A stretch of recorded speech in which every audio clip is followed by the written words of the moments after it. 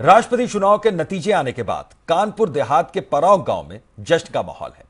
देश के 14वें राष्ट्रपति बनने जा रहे रामनाथ कोविंद 71 साल पहले इसी गांव में पैदा हुए थे। गांव का हर शख्स आज खुश है, ढोल नगाड़े ताशे बज रहे हैं। देखिए परौक गांव से हमारे सहयोगी अमितेश श्रीवास्तव की ये एक्सक्लूसिव रिपोर्ट।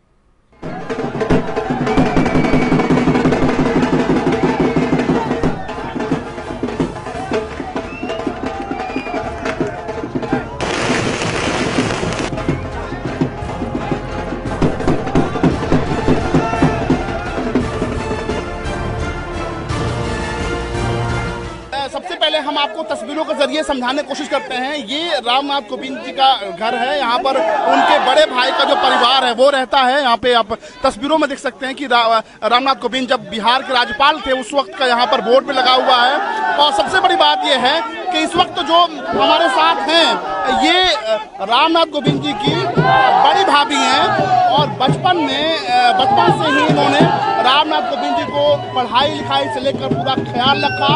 लिहाजा माँ की भी जो भूमिका है वो विद्यावती जी ने निभाई, हालांकि रिश्ते में भाभी हैं। आप बताइए, सोचा था कभी कि आपका देवर एक छोटे से गांव से लेकर राष्ट्रपति पद तक का सफर तय कर लेंगे? तो उनके भाई की उम्मीद थी वो पूरी आज हो गई है। उनके भैया ने कही थी हमारे लल्ला ऊंचाई पे जाएंगे, ये वोट नहीं बदलना चाहिए। तो आज ऊंचाई पे गए, राजभवन पहुँचे, वहाँ से भगवान की मेहर भाई भवन में पहुँच गए। ये कृपा है माता की। बचपन की कुछ यादें बताइए, बचपन में कैसे थे और बचपन की कुछ यादें ताजा हैं आपके लल्ला की? हमारे लल्ला की बड़ी यादें अच्छी हैं। बहुत पढ़ाई लिखाई में ध्यान रखो, मान सम्मान सबका किया है, जनता की कर रहे, जनता के सभी जनता को कर रहे मान सम्मान, और सभी को करेंगे, सभी के लिए हमारे लल्ला। यहाँ पर तो सिर्फ जश्न है। परौख से लेकर झिझक और कानपुर, यानी कि 3 जगहों पे, जहाँ पर परौख में वो जगह जहाँ पर रामनाथ कोविंद जी का पैतृक गांव है, उसके अलावा अगर झिझक की बात करें तो तमाम वहाँ उनके भाई रहते हैं। कानपुर में उन्होंने पढ़ाई करी थी। तो तीनों जगह सिर्फ जश्न की जो तस्वीरें हैं वो आ रही हैं। सबसे बड़ी बात यह है कि विद्यावती जी के हाथों का जो खाना है वो रामनाथ कोविंद जी को खासा पसंद है। और कढ़ी, हम चूंकि पिछली बार जब आए थे तो आपने जिक्र किया था कढ़ी बनाती हैं आप। दाढ़ी की। अच्छा, हाँ, दाढ़ी की कढ़ी उन्हें पसंद है और दाढ़ी फिर सूखी खाते थे। हाँ, उन्हें बहुत पसंद है और खस्ते पसंद थे, कहते थे भाभी वही बनाओ। अच्छा, आपके सारे राज मुझे पसंद, मुझे मालूम है। मुझे आपके जो किचन की भी चेकिंग करते थे वो, किचन भी देखते थे। किचन में जाके अपने लिए बनवा लेते थे, फिर बाहर निकलते थे। पहले तो तब आया था, अभी भी बात हो रही है जब 20 को ही, मगर उन्होंने तब ये कहा था, 20 तारीख को जब मॉर्निंग में बात हुई थी तो उन्होंने ये कहा था कि लालो अभी तो उम्मीदवार पद के लिए हैं, मगर वहाँ आने के लिए मतलब अगर बनते हैं तो अब तो वो बन भी गए हैं। और अभी भी आया था जब शॉपिंग वॉपिंग करने के लिए, आना कैसे है उसके लिए भी कि इस ट्रेन से नहीं या प्लेन से ऐसे आ जाओ। तो अब तो अभी तो इस समय ये लग रहा है कि हाँ 23 आज ही आ जाए, कल ही आ जाए और वहाँ पहुँच जाए मिलने जाके।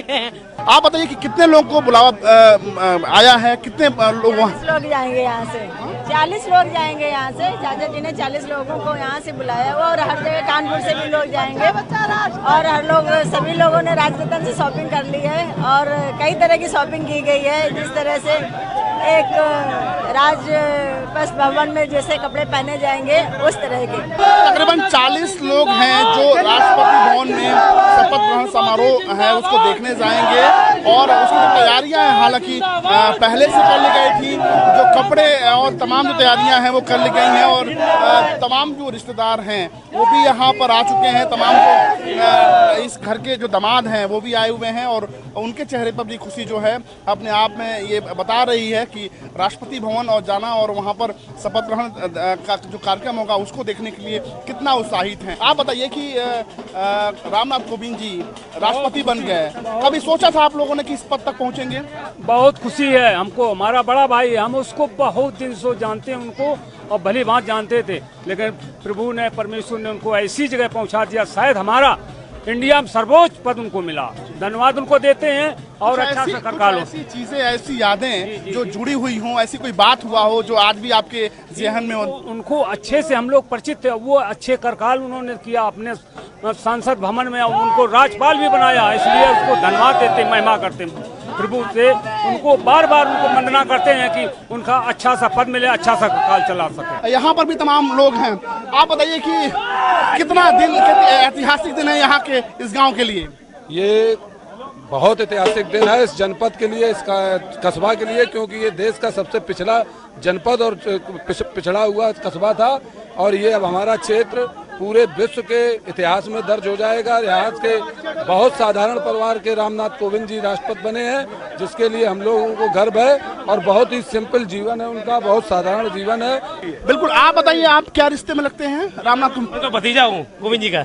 आज तो सिर्फ जश्न का दिन है। जी, जश्न का दिन है, सुबह से जश्न ही मनाया जा रहा है। आप देख सकते हैं फूल वालों की बारिश हो रही है। अभी उन्होंने होली खेली थी, शाम को दीपक जलाएंगे और उसके बाद में ढोल नगाड़ा भी है, डीजे भी है, मिठाइयाँ बांटी जा रही हैं। आप चारों तरफ देख सकते हैं, सहयोगी लोग सब साथ में आए हैं, बहुत ही एंजॉय कर रहे हैं सभी लोग। ये तस्वीर उनके भाई के घर की है, जहां पर पूरी तरह से जश्न मनाया जा रहा है और पूरे लोग जश्न में डूबे हुए हैं। लगातार जो आतिशबाजी है वो हो रही है, ढोल नगाड़े बजाए जा रहे हैं, मिठाइयाँ बांटी जा रही हैं। पूरे परिवार के लोग जो है वो खुश हैं। इस तरह से खुद देश के नए राष्ट्रपति रामनाथ कोविंद ने जिक्र किया है परौक गांव के अपने घर की। हालांकि आपको याद होगा कि हम उस घर पे भी गए थे।